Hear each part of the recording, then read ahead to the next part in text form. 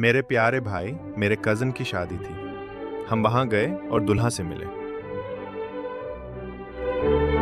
हमने उन्हें हार पहनाया। माशाअल्लाह, दूल्हा बहुत प्यारा लग रहा था। हमने उनके लिए दिल से दुआएं की।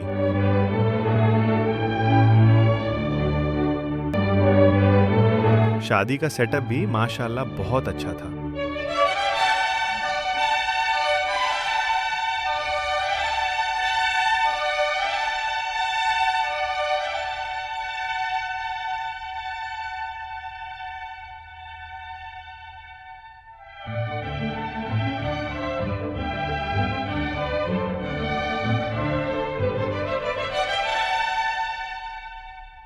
हमने उनके लिए दिल से दुआएं की कि अल्लाह उनकी ज़िंदगी को खुशियों से भर दे और अल्लाह उनकी नई शुरू होने वाली ज़िंदगी अच्छी करे। आमीन।